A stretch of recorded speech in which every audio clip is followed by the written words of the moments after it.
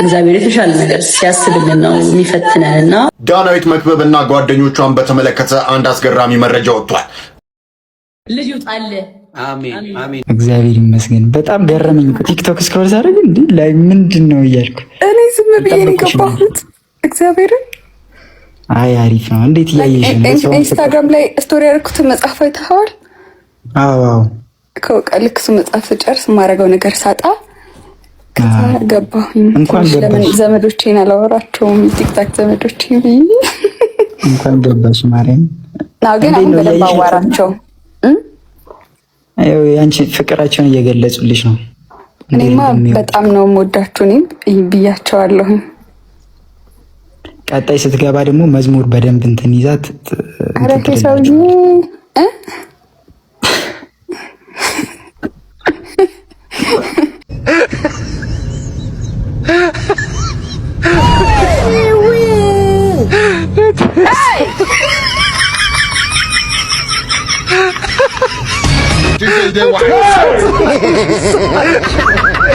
Yeah, that guy. Not be juju be that. You don't know. Hey! Say why? Hey, lemon parangkui.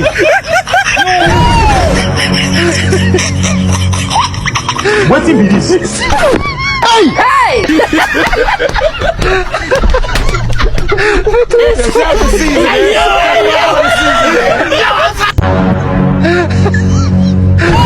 Not be juju be that. You don't know. Hey! Say why? Hey, lemon.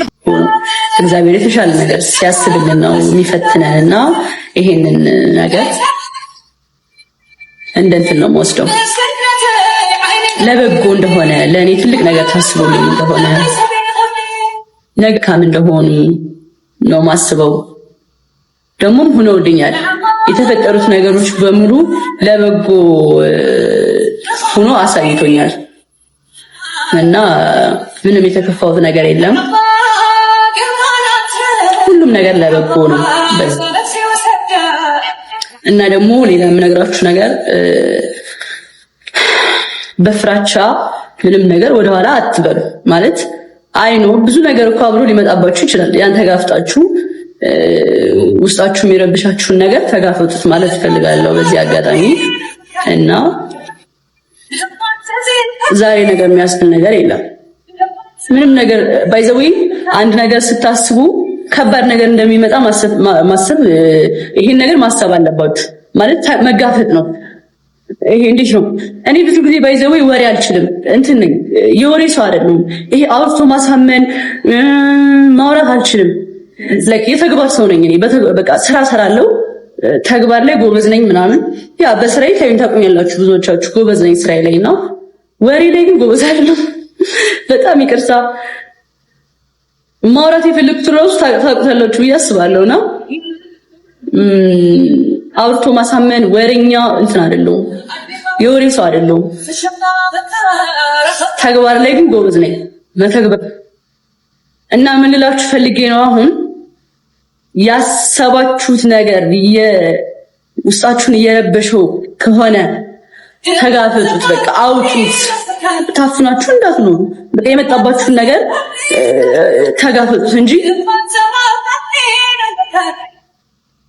እጅ አትስጡ ለማለት ነው ባጭሩ።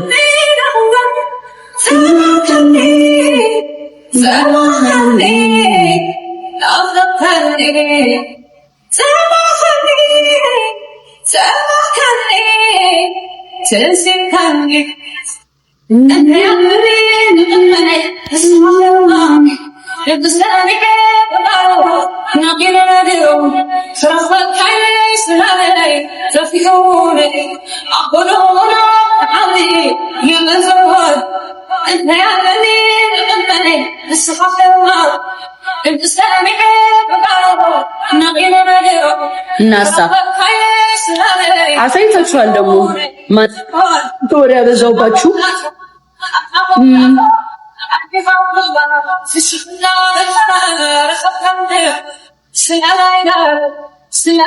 እና ምን አዲስ ነገር አለ ግን?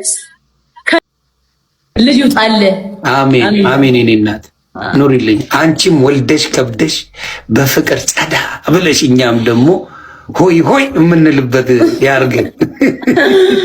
ክርስትናውን ላንተ በቃ ስትመጣ ግድ ይላል። ሰምታችኋል? ድገሚያት። ችግር የለውም። ክርስትናው ሴት ከሆነች ለሚስት፣ ወንድ ከሆነም ላንተ በቃ አንቀባሬ ነው ማሳደግልሽ። በቃ ዘግተሻል ፋይል አንቀባሬ። ጌታ ኑሪልኝ እናት። መልካም ጊዜ ባይ ባይ። ማርያምን እንዴ ጃለኔ እስጢፍ እንዴት ነህ? ኧረ ማማ ሲታመሪቴን ያራዳ ልጅ አለ አርቲስት እስጢፍ አለሁልሽ። ኧረ ሚስዩ ማርያምን ጃንዬ የኔ አባት ሚስይቱ ቮይስ ስትሰሚያቸው ግን ትስቂያለሽ። ባይዘው የምን ቮይስ በኢንስታግራም ሌላ ኩልሽን እየሰማች እኔ ትነፍራለች እያልኩ ነበር። የላክልኝን አይቻለሁ። እንዴት ቁጭ በይ፣ ኧረ እንዳይደክምሽ እንጂ እንዴ ቁጭ በይ። ችግር የለውም። ኧረ ችግር የለውም በእውነት። አይ ሰሞኑን እኔ ጌም ልትጮቺ ነው? እኔ ሰላም ልበልህ ብዬ ነው። ማይ ብራዘር እንዴት ነሽ? እንኳን ዛሬ ገና ነው የገባሽው? ዋው ማርያምን በቃ አራዳች። ይሄ ነው የሚፈልገው ቢራቢሮችን ማለት ነው። እኔ አዲሱ ባለቤት አቶ አዶናይ ብላችሁ ጥሩኝ። ሲድሮ አፕ ይዘን ወደ ኢትዮጵያ መተናል። የብዙ ወጣቶች ህይወት የሚቀይር አዲሱ የኢትዮጵያን ቲክቶክ ሲድሮ ተብሎ ይጠራል። ዛሬ ልናስመርቀው ነው በተአምረኛ ሁኔታ። እንደምትመለከቱት የአፕሊኬሽን የብዙ ወጣቶች ህይወት መቀየር የሚችል አፕሊኬሽን ነው። ሲድሮ ምንድነው? ኦልሞስት ቲክቶክ ነው ጋይስ። እውነት ለመናገር ከቲክቶክም የበለጠ ለሀበሾች ተብሎ የተሰራ ብዙ ኮንተንት ክሬተሮች ቲክቶክ ላይ ቪዲዮ ሲሰሩ ክፍያ የላቸውም። ኢቭን 1 ሚሊዮን ይዞ በገንዘብ የሚቸገሩ በጣም ብዙ ቲክቶከሮች አሉ። ሲድሮ ላይ ግን ያ መሆን አይችልም። በብር መከፈል ትችላላችሁ፣ በዶላር መከፈል ትችላላችሁ። እንግዲህ የኢትዮጵያ ህዝብ እንዴት ሶሻል ሚዲያ እንደሚወድ ታውቃላችሁ።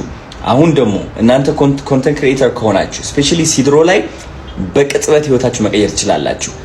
በዝቅተኛው ጊዜ በ7 ቀን ውስጥ ብቻ ፎሎወራችሁን አሳድጋችሁ ህይወታችሁ በአጠቃላይ መቀየር ትችላላችሁ ማለት ነው። ሚሊዮነር የምትሆኑበት አዲሱ መንገድ ሲድሮ ተብሎ ይጠራል። ለሚሊዮኖች ወጣቶች ሚሊዮነሮች ለማድረግ ሲድሮ አፕ ይዘን መተናል።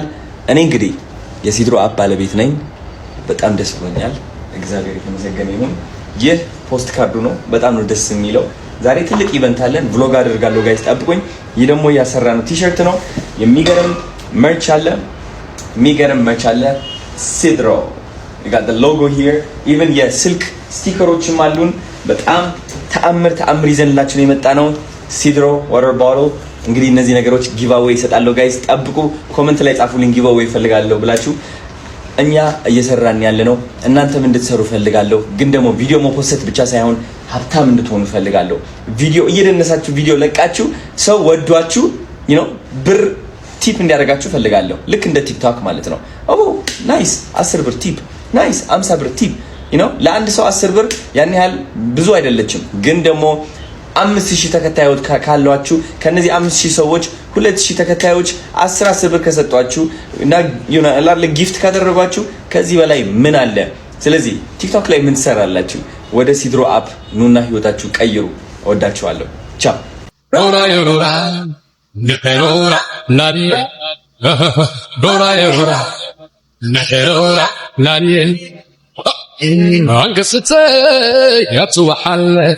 لتاكد لك عن مو اطلالي له عنك ستي يتوحل لتاكد لك عن مو اطلالي له رارا قسم قسي وانا الكيا قيلع رارا وبايك تصف ثم تذا شملا رارا قسم قسي وانا الكيا قيلع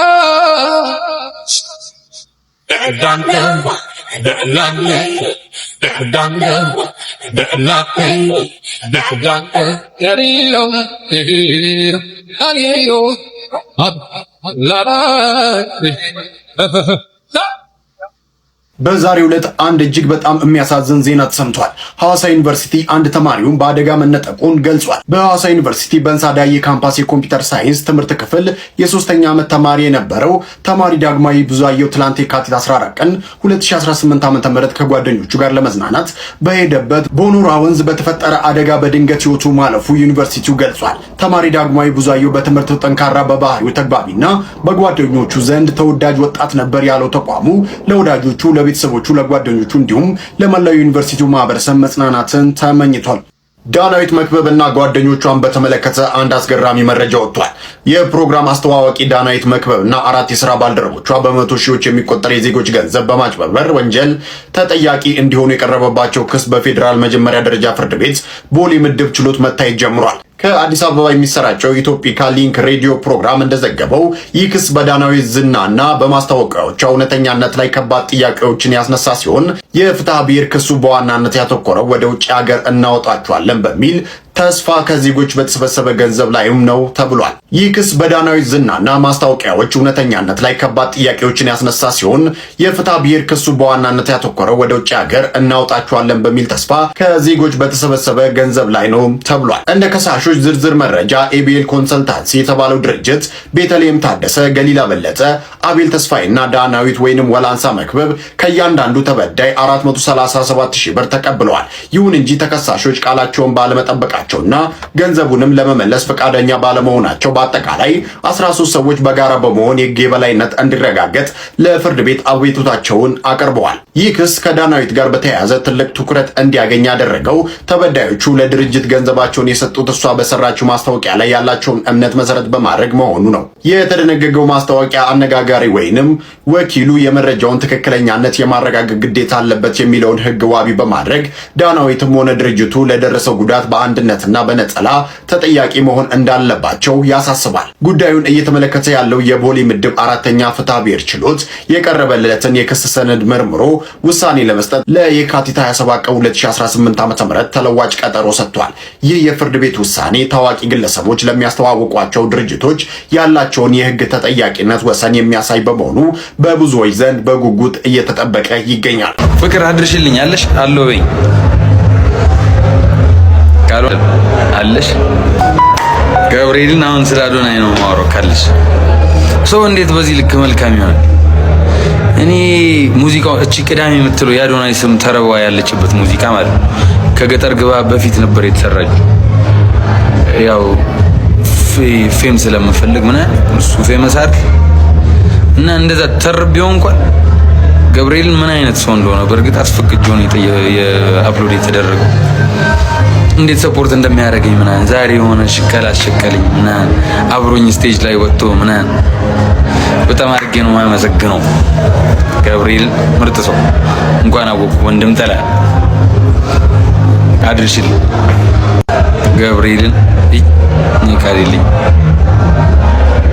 ተጽፏል። በጣም በደማቁ ተጽፏል። በቀን ሶስት ቪዲዮ ይሰራበታል በእኔ ሙዚቃ ገና ሳይታወቅ። ይሄ ሰው አሁን ሰው ነው ማርያምን ሰው